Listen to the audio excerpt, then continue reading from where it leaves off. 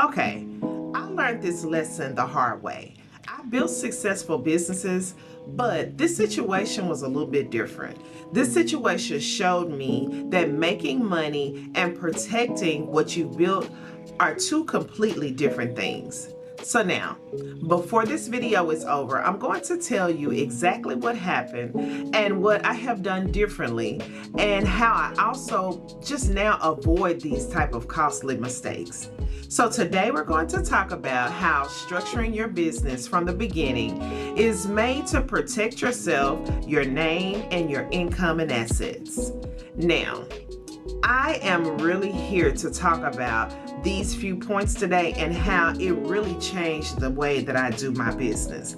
Now, my business entity was always built with structure. It always was built with protection. I always had separate bank accounts for my business. I always had business insurance. I always kept very good, strict, stern contracts, just airtight.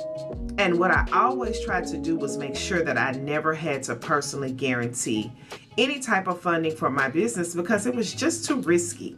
Now, this is where I want to talk about, what happens when you don't have your business structured properly.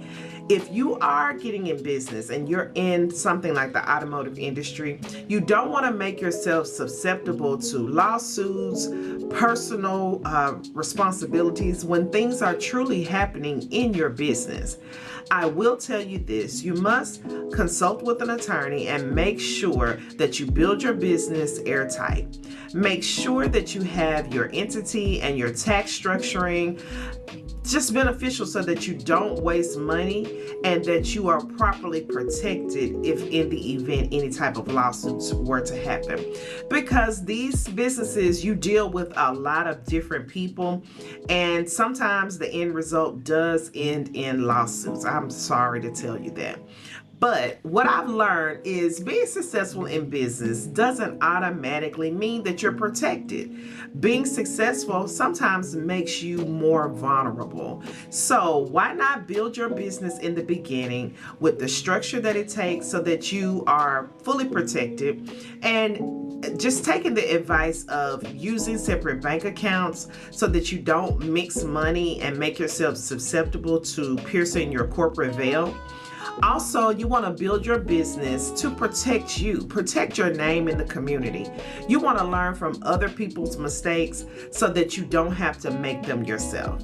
So now, this is how you do that. First things first, you start yourself a strong LLC. And I'm not just saying start any old LLC. I'm letting you know that in this story, we're going to talk about how LLCs have protected my business in the event of costly mistakes.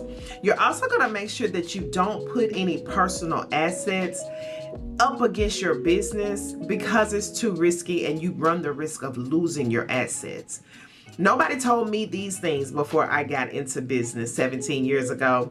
And so naturally, I had to make mistakes to learn from them. And that's why I'm here now to tell you and help you before you get into your business and start putting your personal assets in your business and just causing yourself to lose entirely. Now, how to protect your assets before you make your first dollar.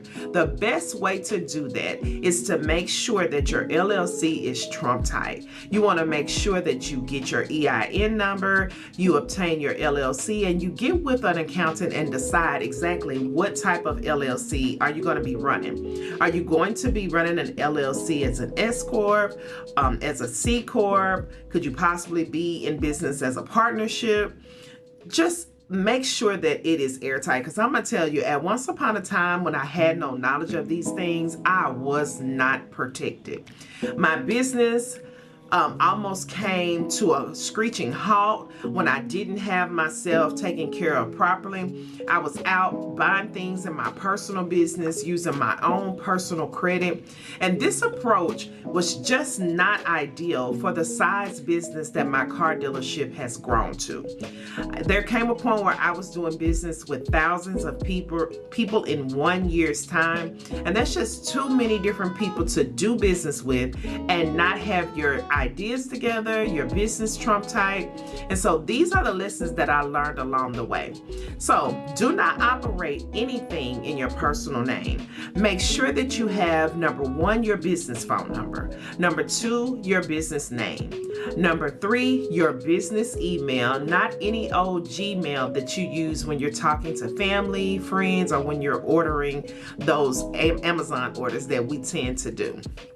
Make sure that you have your business email intact so that when you're coming in contact with people, they know that you've gone ahead of yourself and made sure that your business was put together professionally, that you're not out here running a business and talking to your friends in the same email. So make sure that you don't put things in your personal name. Also, choose a proper business tax structure. And when I say that, you can be an LLC, but you could possibly be an S Corp at the same time and not be interchangeable. You want to make sure that your legal structure is built and the business taxes are separate in a separate decision that you've decided, not something that you're making decisions on as an afterthought. Also, separate your personal business bank accounts. Don't be in your business account going on trips and buying clothes at the local mall. You want to make sure that you're doing all of your business inside of your business account, and then you want to make sure that that business account is paying yourself, your employees, and anything that is due to be paid from your business from that account. So make sure you keep those things separate, because in the event something may happen, if your business bank account has been operating as a personal account, that's when you pierce your corporate veil and you no longer have that protection that you've worked so hard to build.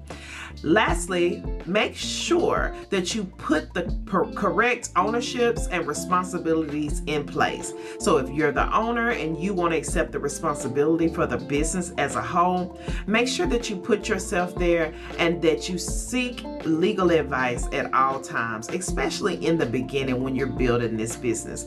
Protect yourself with business insurance. So there are insurance available that take care of things that may arise in business. Maybe a trip and fall, maybe just an accident in itself. Make sure that you have business insurance, and make sure you have enough business insurance to take care of your inventory, as well as ask questions. Does that business insurance take care of your dwellings where you're operating your business and any contents in between? Make sure you get a full understanding of what business insurance that you're paying for. Be careful with those personal guarantees. Again, I've been in a situation where I was out personally taking care of my car dealership, and it made me so susceptible that I wanted to protect my assets, so I had to redo it all. So build a great company, but eventually always set a standard to where you may be in the idea that you're going to sell your car dealership. You may even be a partner and you're going to sell your portion. So make sure you keep clean books, make sure you keep good contracts, and make sure you have someone in a legal field to look over the contracts that you're signing. Make sure that you know how to fill out titles, because titles can be sort of confusing. Sometimes people don't know where to sign on a title. Sometimes they sign in the wrong area, and that may even be you. Then you'll turn around and have to put an affidavit of alteration that you didn't mean to make that mistake. So try to find out how to get these things together on the front end so that you don't have to pay for costly mistakes later on. Keep your customers' records. I can't express this enough. Keep really good customer records, because you never know when you may have to reproduce that information and explain when a situation may have arisen. So keep those good accounts. Make sure they're separate from the beginning even to the end. Make sure that you're keeping things intact. So being in the automotive industry can be a great thing. It can be super lucrative, but what you want to make sure is that overall, no matter what, no matter the community or the customer base that you're helping, you are protected. And so I'm going to end this video off with saying, if you're looking for someone to help you put your foundation together and make sure that your business is airtight, Turnkey Auto Sales Systems, we have a legal department that can look over your dealership's foundation, and also we have an accountant in our back pocket that teaches us how to make sure that all of the numbers align up.